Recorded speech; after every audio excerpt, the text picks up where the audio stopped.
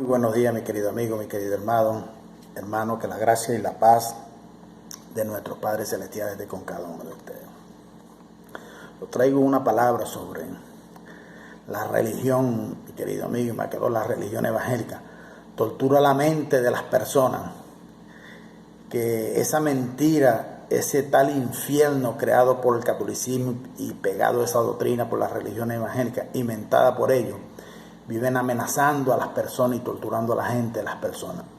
Aquí en Brasil, mi querido amigo, hay muchos gays y mucho suicidio por eso, por ser gays, por el rechazo de las personas a esas personas que tienen un ámbito sexual diferente al creado por Dios.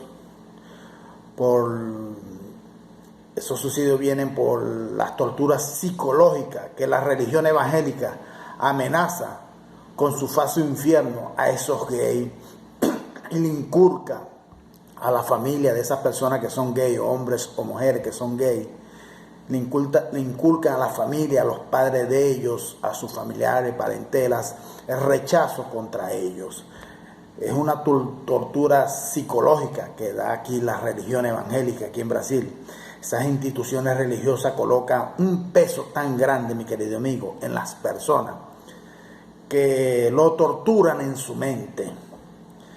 Ustedes ya imaginan asociar la preferencia sexual de un joven o de una joven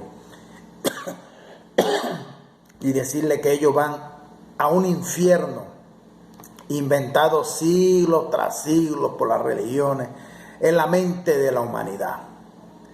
Dios nos libre, mi querido amigo, de ese mecanismo de tortura mental que hace más mal en la mente de las personas, en la salud de la persona, en las emociones, los sentimientos de la persona, de las personas, de un ser humano, y colocarlo debajo de una amenaza toda la vida entera de ellos sobre ese tal infierno, sobre esa amenaza, sobre esa tortura psicológica. Por eso el evangelio que predica la religión evangélica y sus amenazas y su tortura psicológica no es el evangelio que Cristo predicó y no es el evangelio que Cristo le reveló en el tercer cielo al apóstol Pablo, mi querido amigo. Padres y familiares, por culpa de la religión evangélica, no apoyan a sus hijos que son gays, por un juicio moral de la religión, porque son gays. Eso ahí no es el evangelio, mi querido amigo, que Cristo y el apóstol Pablo predicaron. No, eso ahí no es la buena nueva, solo que fuese la buena nueva de Satanás predicada en esa religión evangélica, la buena nueva de Satanás, de la carne, de los deseos de la carne, de la avaricia, de la corrupción, de esos líderes religiosos que se dicen llamar evangélicos, que se dicen cristianos. Hijo de la buena nueva anal, por un ejemplo, hijo de la buena nueva anal, para que la salvación entre, para que la salvación entre como un supositorio anal en el rabo de un devoto de ellos, de un fiel, que hay que hablar palabras fuertes para ver si ustedes se sacuden, mi querido hermano, por ese rechazo que ustedes tienen también contra las personas gay, estos evangélicos que lo torturan psicológicamente, lo amenazan. ¿Será que la salvación viene como un supositorio anal para ellos? Y ahí el Señor entonces va a revirginar a ellos con ese supositorio anal, va a revirginar a ellos y de ahí van para el cielo. Yahshua que no salve, nuestro Señor Yahshua, que es el mismo Dios, que nos salve de esa locura evangélica. Yo quiero cada día de mi vida estar más lejos de esa religión evangélica, mi querido amigo. Cada día quiero estar más lejos de esa religión evangélica. Mis hermanos, mis amigos, Yeshua nunca ministró un curso de lideranza para sus discípulos. Nunca lo hizo. Yeshua estaba ocupado de más enseñando a ser siervos y obedientes a sus discípulos. En el Evangelio Gospel que se predica aquí en Brasil y en Venezuela se está comenzando a ver también, es así. El templo es la casa de Dios de ellos, del Dios Mamón de ellos, no de nuestro Padre Celestial. El templo de ellos es la casa del Dios Mamón de ellos. Solo que ese templo está registrado a nombre de ese pastor, del dueño de esa iglesia, del dueño de esa empresa, del dueño de ese comercio llamado de iglesia. Está registrado en una notaría, en un registro principal, a nombre de ese pastor que es el dueño de ese comercio. El dinero es para la obra de Dios de ellos, para la obra del Dios de ellos, de esos pastores. Solo que quien recibe y gasta ese dinero es ese pastor hombre y sus familiares, mi querido amigo. Los cantores dicen que cantan para Dios, mas son esos cantores que se colocan precios por sus eventos, por sus shows, y reciben el dinero y lo gastan como ellos quieran. ¿Qué locura es esa de ese evangelio Gospel, verdad? Es necesario tomar mucho cuidado, mi querido amigo, con esas vanas filosofías y doctrina de hombre basada en el universalismo que excluye la soberanía de nuestro Padre Celestial en tanto a la elección y la predestinación. Ha crecido un número de personas, principalmente en los grupos de WhatsApp y Facebook, que están discerniendo una doctrina basada en sus creencias y convicciones personales, que vienen negando totalmente a la soberanía de Dios, mi querido amigo, cuanto a la elección y a la predestinación. Y nosotros, los de la gracia de Dios, no podemos callarnos. Y tenemos que combatir eso con base en lo que dice el Evangelio de Cristo resucitado. Por eso estamos por aquí, por las redes sociales, y en cualquier lugar donde estemos trabajando, en cualquier lugar donde estemos caminando, estamos hablando sobre el Evangelio de la gracia de Cristo resucitado. Estos religiosos evangélicos inician sus conversas. Ellos inician su conversa en la sana doctrina del Evangelio de la gracia de Dios. Y a medida que va pasando el tiempo, mi querido amigo, ellos comienzan a mezclar el Evangelio con sus teorías, teorías y teologías y creencias personales basadas en chisme. Es necesario estar, mi querido amigo, es necesario estar atento a lo que el Evangelio revela para no dejarse llevar por esos lobos con piel de cordero, mi querido amigo. Una de las preocupaciones del apóstol Pablo con los hermanos de la Odisea, los colosenses, los efesios y los romanos, era que ellos continuasen enriquecidos en la plenitud de la gracia de Dios, mi querido amigo. Nuestro orden, mi querido amigo, y firmeza de la fe en Cristo, que ya habita dentro de cada uno de nosotros, es continuamente atacada y siempre somos impedidos a desviar, sea con palabras persuasivas, filosofía y vana sutileza, pretexto de humildad y culto de los ángeles, mi querido amigo. Necesitamos cada día estar siendo firmes. Y cuando hablo de culto de los ángeles, estoy hablando a los hermanos, a las personas que hacemos culto cada día más en nuestra vida. Ese es el culto que hacemos lo que estamos en la gracia de Dios. Necesitamos cada día estar siendo firme y edificado en Cristo y no hinchado en lo carnal con presiones, mi querido amigo. Mire lo que dice Colosenses 2.8. Le voy a leer varios versículos. Colosenses 2.8 dice lo que mira que no haya nadie que os esté llevando cautivo por medio de filosofía y hueca sutileza, según la tradición de los hombres, conforme a los principios elementales del mundo y no según Cristo. Efesios 5:6 dice: nadie os engañe con palabras vanas, porque la causa de estas cosas viene la ira de Dios sobre los hijos de desobediencia, sí, hijos de perdición, hijos de ira.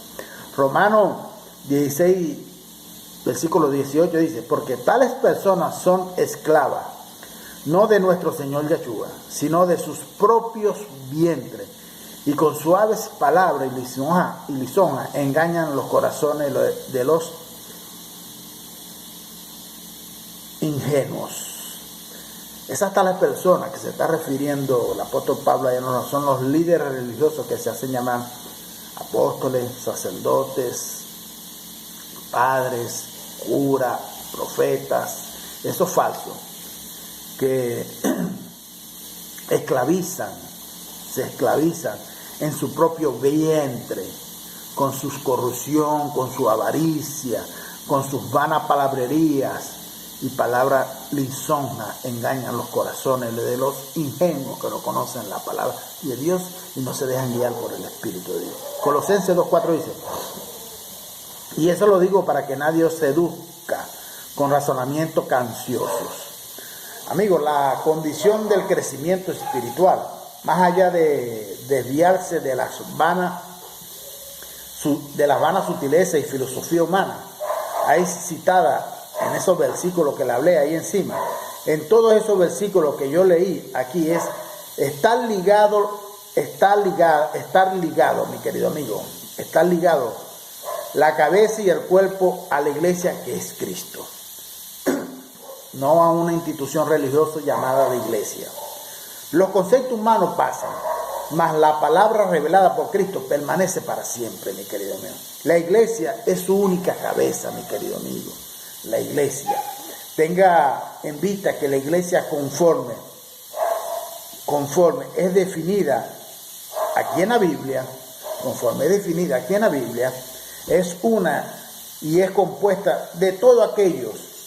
La iglesia es una y es compuesta de todos aquellos que creen en el Señor Yahshua y en su resurrección. Ahora, nosotros vamos a ver quién es la cabeza de la iglesia.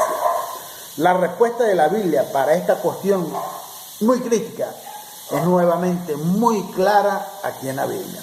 Aunque sabemos que la Biblia está distorsionada un 70%, posiblemente más, posiblemente un poquitico menos, con muchas añadiduras. El hombre se metió con los manuscritos y distorsionó todo para su religión, para sus doctrinas. Efesios 5:23, le voy a leer un párrafo, dice: Cristo es cabeza de la iglesia, ¿verdad? En otro pasaje que también confirma que la cabeza de la iglesia es el Señor Cristo Yahshua, son Efesios 1:22, que dice: y sometió todas las cosas bajo sus pies y lo dio por cabeza sobre todas las cosas a la iglesia. Colosenses 1:18 dice: y Él es la cabeza del cuerpo, que es la iglesia, y Él es el principio, el primogénito de entre los muertos, para que en todo tenga la preeminencia. La cabeza de la iglesia no es un hombre natural, no es un hombre terrenal, autotitulado de pastor. No, la cabeza de la iglesia es Cristo. Es a Él a quien debemos escuchar, porque Él mora dentro de nosotros a través del Espíritu de Dios. Escuchar quien nos guía. Y no dejarnos guiar por hombres con filosofía hueca, con palabras lisonjeras para engañar a los incautos, a los ingenuos, mi querido amigo. ¿Cómo se evidencia en todos estos pasajes? Aquel que Dios apuntó ser el único pastor de la iglesia, la cabeza sobre todas las cosas, es el Señor Cristo Yahshua.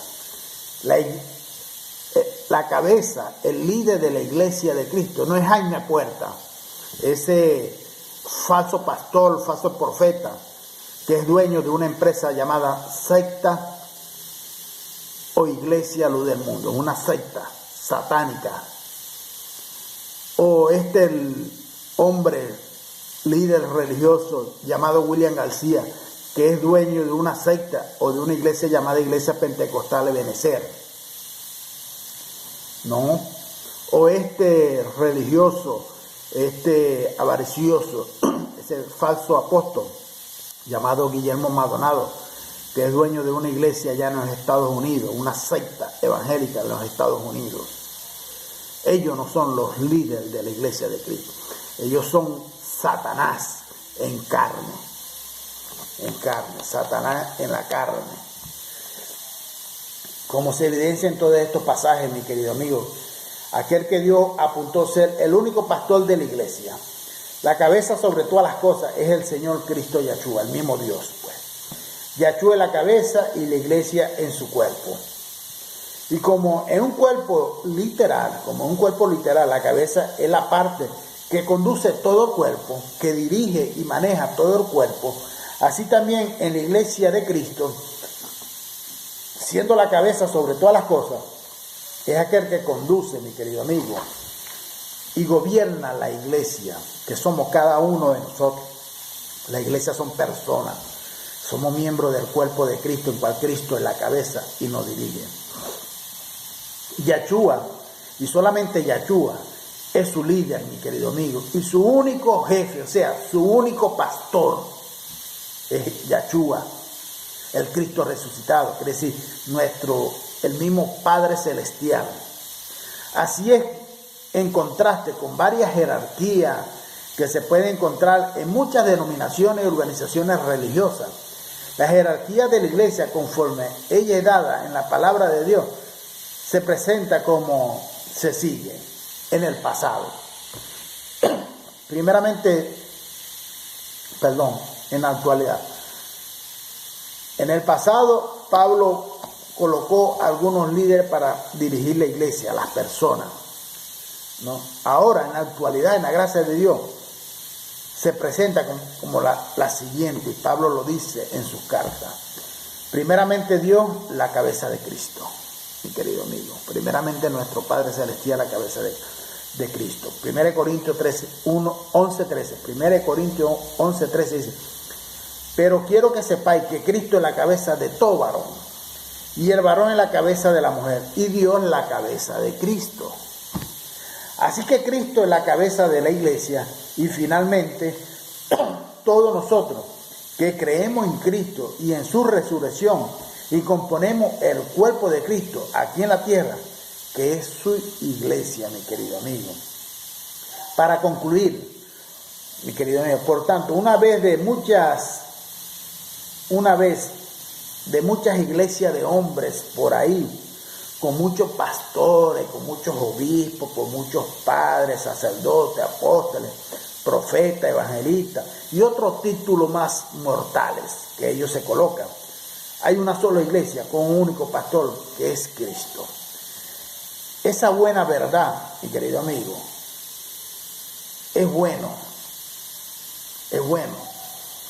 A veces a uno le provoca.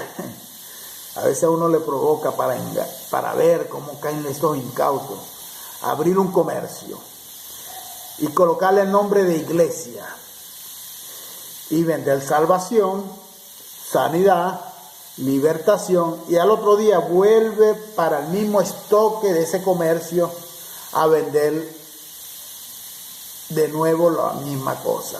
Caramba, querido amigo, acabé de revelar el secreto de los evangélicos protestantes. Acabé de revelar ese secreto, de verdad, porque eso lo hacen aquí en Brasil y lo hacen allá en Venezuela. Ellos abren un comercio, estos llamados pastores, entre comillas, y le colocan el nombre de iglesia. Ahí venden salvación, porque para ellos el sacrificio de Cristo fue en vano. Ahí venden sanidad, porque para ellos el sacrificio de Cristo fue en vano. Ahí venden libertación, porque para ellos el sacrificio de Cristo fue en vano.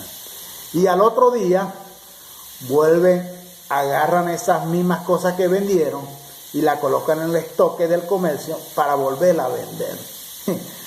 Es fácil revelar el secreto de los evangélicos protestantes, mi querido amigo. Gracia y paz para cada uno de ustedes.